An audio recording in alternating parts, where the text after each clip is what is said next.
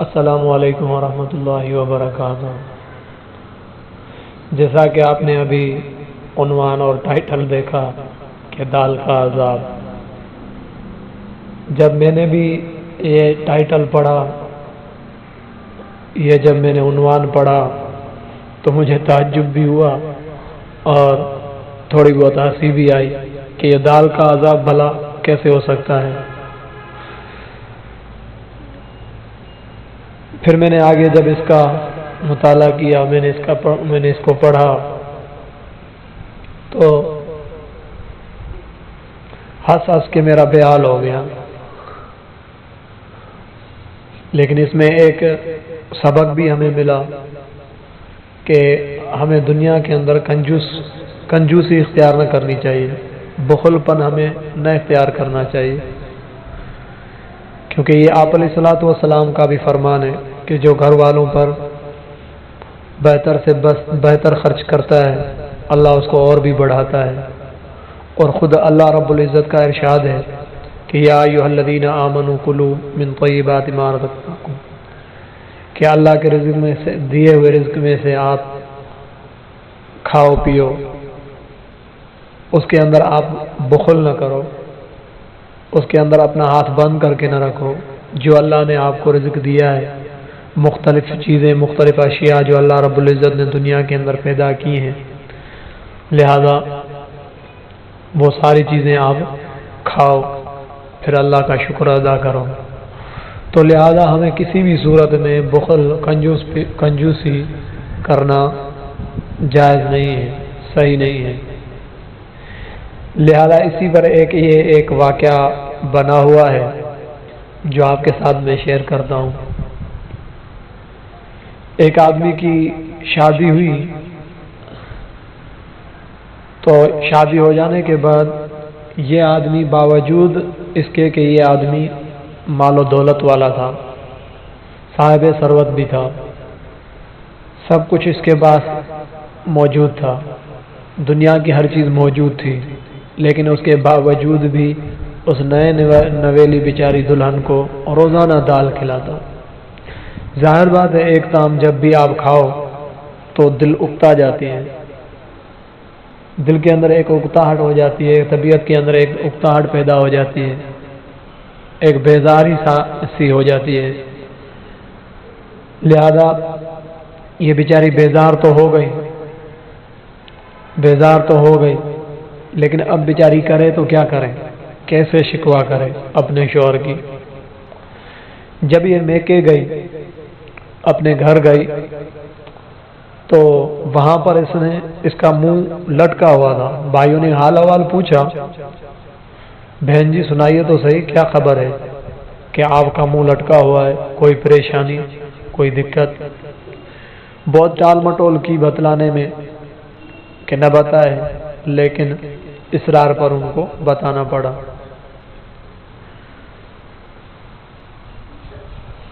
تو جب بتایا کہ یہ آدمی ایسا ہے کہ خود تو یہ دال پر گزارا کر لیتا ہے، لیکن ساتھ ساتھ مجھے بھی اسی پر ہی گزارے کرنے کو کہتا ہے، ایک ہی سالن پر گزارا کرنے پر مجبور کرتا ہے۔ لہذا جب بھی میں کچھ اور کہتی ہوں، کچھ اور لانے کو کہتی ہوں، کچھ اور سالن کو کہتی ہوں، تو پھر اس کے جواب میں مجھے طرح طرح کی ڈانٹ ٹپٹ پڑتی ہے، طرح طرح کے مجھے مصیبتیں پھر پیش آتی ہیں، اس لیے میں خاموشی رہتی ہوں۔ لہذا بس میری غمگینی کا یہی سبب ہے۔ تو اس کے بھائیوں نے اس کو ایک مشورہ دیا کہ جب آپ گھر جاؤ تو ایک دن اس کو آپ نیند کی گولی کھلا دو، آگے کام پھر ہمارا ہے۔ بیوی جب میکے سے واپس آئی شوہر کے گھر پہ، تو اس نے ایک بڑا زبردست بہترین دال کا ڈش تیار کیا اور اس کے اندر گولی نیند کی بھی ڈال دی، نشے کی گولی بھی اس کے اندر ڈال دی۔ اس نے اسے دبا کر کھایا، جیسے ہی اس نے دبا کر کھایا، گولی نے اپنا اثر دکھایا، اس ٹیبلٹ نے اپنا اثر دکھایا، یہ بے ہوش ہو گیا۔ بے ہوش ہوا تو اس کے دو جو بھائی تھے، بیوی کے جو دو بھائی تھے، وہ گھر پر آئے، اس کے سارے کپڑے اتار کر اس کو کفن پہنایا، کفن پہنا کر اس کو ایک اندھیرے والے کمرے کے اندر، دھت اندھیرے والے کمرے کے اندر اس کو لے کے گئے۔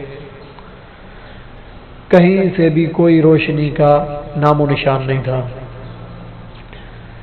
اس نے اس کو جیسے ہوش آیا تو ان دو بھائیوں نے منکر و نکیر کی صورت اختیار کر کے اس سے جواب پوچھا کہ ما ربک، تیرا رب کون ہے؟ اس نے فٹافٹ جواب دیا کہ میرا رب اللہ ہے۔ پھر دوسرا سوال کیا کہ تیرا نبی کون ہے؟ تو اس نے فٹافٹ اس کا جواب دیا کہ حضرت محمد مصطفیٰ صلی اللہ علیہ وسلم ہے۔ تیسرا سوال کیا اس سے کہ تیرا دین کیا ہے؟ تو اس نے فٹافٹ جواب دیا کہ میرا دین اسلام ہے۔ جو سوال تھا وہ چوتھا سوال یہ تھا کہ انہوں نے چوتھا سوال اس سے یہ کیا کہ بتا دنیا کے اندر تیری کھاد و خوراک کیا تھی، دنیا کے اندر تیرا کھانا پینا کیا تھا، کس چیز سے تھا؟ تھوڑی دیر کے لیے تو اس نے سکوت کیا، پھر گھبراتے ہوئے بولا کہ دنیا کے اندر تو میں نے دال ہی کھائی ہے، دنیا کے اندر تو میں نے دال پر ہی گزارا کیا ہے، اور کوئی چیز میں نے نہیں کھائی ہے، میں نے من مستی تو میں نے نہیں کی ہے، صرف دال ہی کھائی ہے۔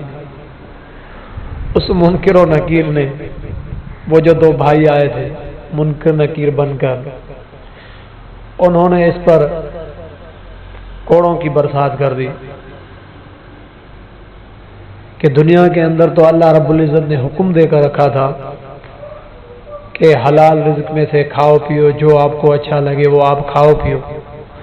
آپ کو دنیا کے اندر اور کوئی چیز صرف نہیں مل رہی تھی، صرف اور صرف دال مل رہی تھی، سبزیاں، مختلف ترکاریاں، گوشت وغیرہ، یہ آپ کو اچھا نہیں لگ رہا تھا؟